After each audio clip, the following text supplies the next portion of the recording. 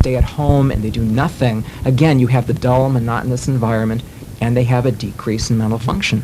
Now, do you know of any I've had experience with meditative techniques all my life, and most of, but not all of, the evidence for the efficacy of these techniques is anecdotal in nature. I've actually seen some good tests on them, but besides generalized relaxation and capacity to increase concentration and things like that, in a generalized sense, there has not been the kind of backup for some of the claims that people have made.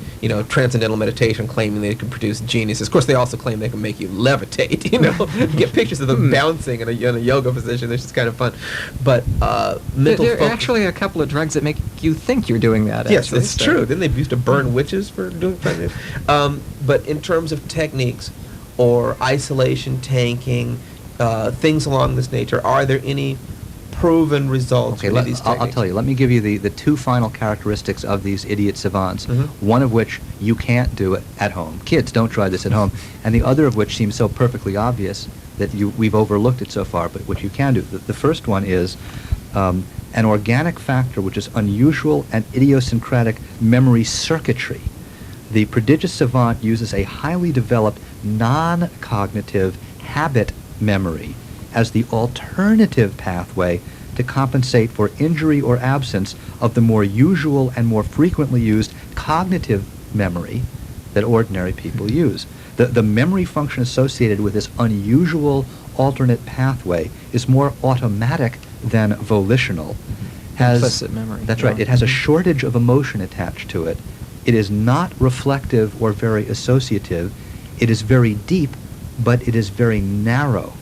And the focus is on concrete, high-fidelity, non-symbolic storage and retrieval. So without going into details about the hippocampus and the amygdala why not? structure, They're and such so fun on, structures. let's just say that what there is some idiosyncratic forebrain circuitry, which is an attempt to compensate for something else that's wrong with the brain. I'm not recommending that you damage the regular part of your brain in order to just take develop that this knitting alternate needle and circuitry. stick it right in your eye, But folks. the final mechanism that these idiot savants share, which in fact we can do, this is so simple. Why didn't you not mention this before? Practice. You want to do something well, you practice at it. The savants, by constant repetition and practice, are creating sufficient coding in their brain.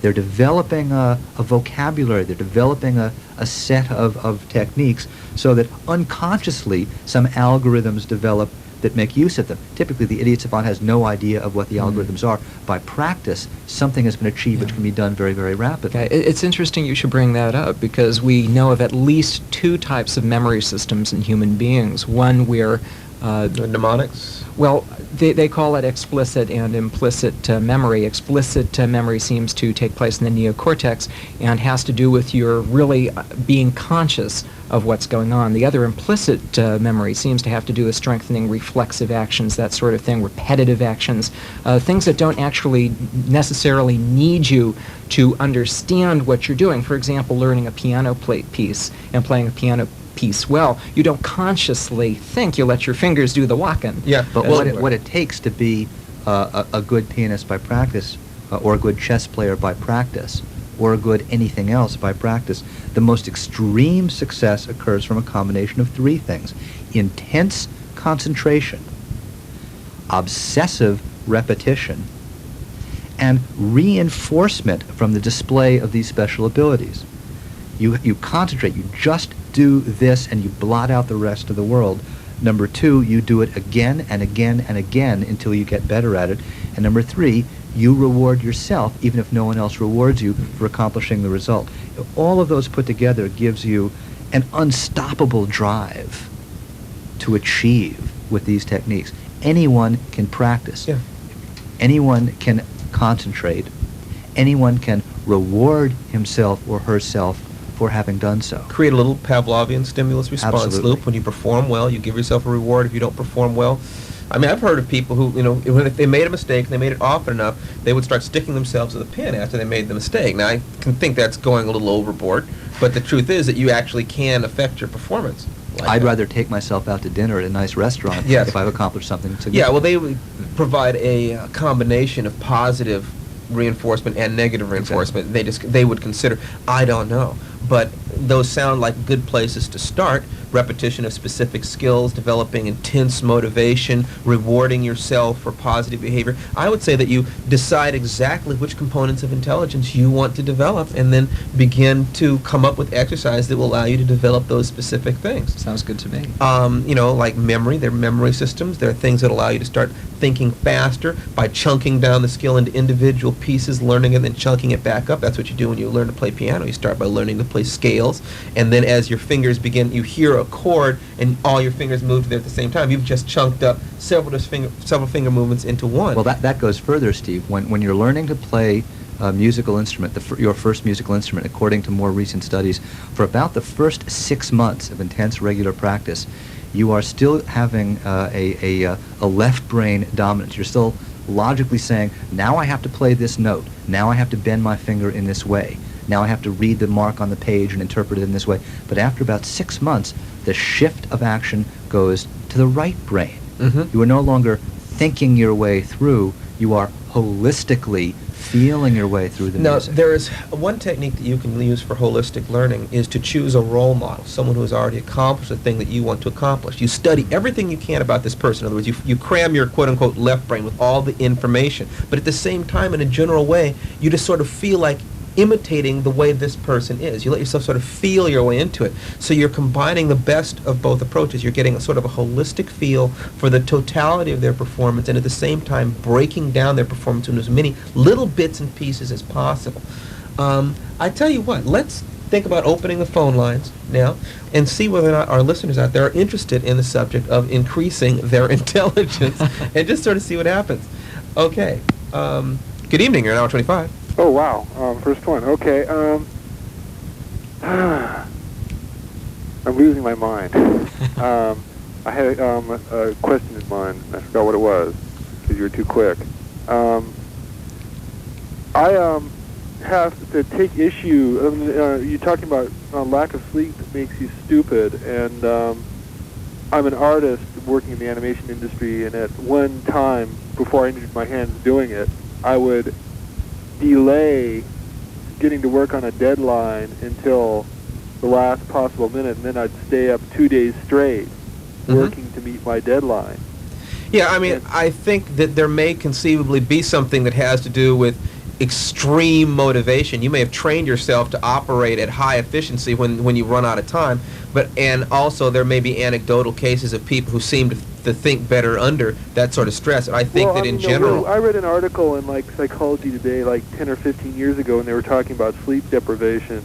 And there's certain kinds of creativity that work better under sleep deprivation. I would find for myself,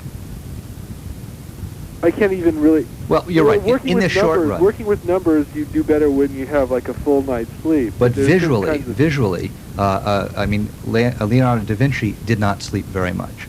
If you're not getting enough sleep, you have a tendency to hallucinate, that is, to spontaneously generate visual imagery. In the short run, you can do some of these things better without sleep. In the long run, that sleep deprivation will wear you down and make you consistently stupid. And not just that, I mean, the hallucinations you were discussing, and they may not be full-blown, they may be color, etc., but the situation is that when you're sleep deprived, your inhibitions go down, and there's actually perhaps a greater ability to just go ahead and do the work. You stop criticizing. You're too tired to be a critic, so you just generate. Okay, listen, we've got a full board. We want to I get just wanted to say one more thing. Yes. When you're talking about women being less cognitively able to do math than men, I know a lot of feminists who would say part of that is societal reinforcement, that girls learn that they are not supposed to. They can say that. I'm not interested in being politically correct. I'm interested in finding out, to say that there are no differences between men and women is to deny the fact that to some degree,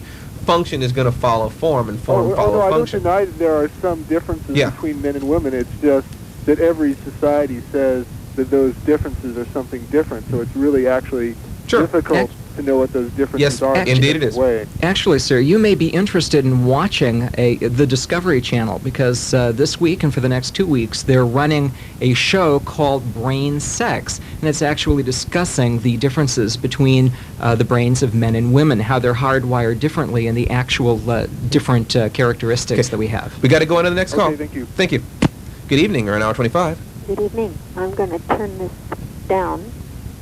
I like this subject because I've always been intrigued by intelligence. Yeah, I think a lot of our listeners are. Well, yeah. The thing is, I don't like the IQ test for one thing because I think it is, as you mentioned, obliquely that it can be and is culturally biased. Mm-hmm. And I think also, I remember reading an article in Psychology Today by a gentleman called Howard Gardner, and he believes that there are different types of intelligence.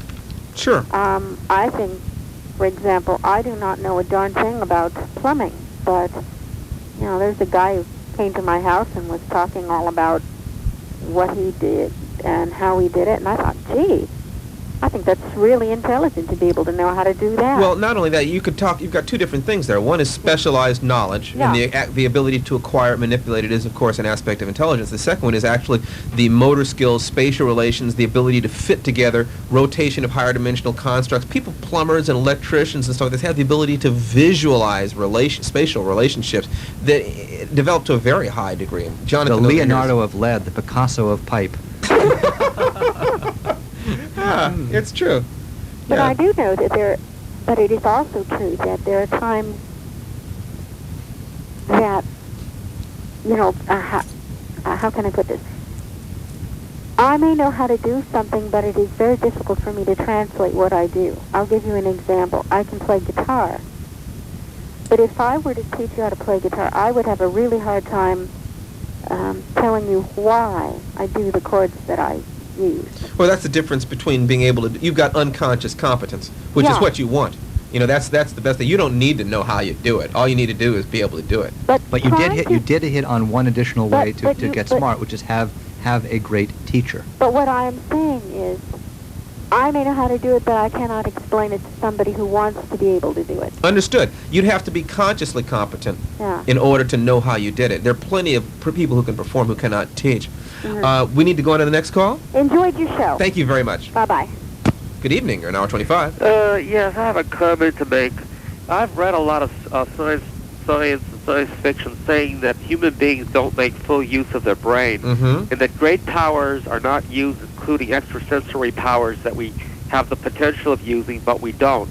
My question is, do you think in the future the human beings will be able to make use of those powers? If they're there, we'll undoubtedly learn to tap into them. The problem is, if psychic powers exist, they're obviously very, very weak indeed, because the presence of cameras and hostile witnesses makes them go away. So what good would they be in protecting you against a saber-toothed tiger who is infinitely more hostile than the great Randy?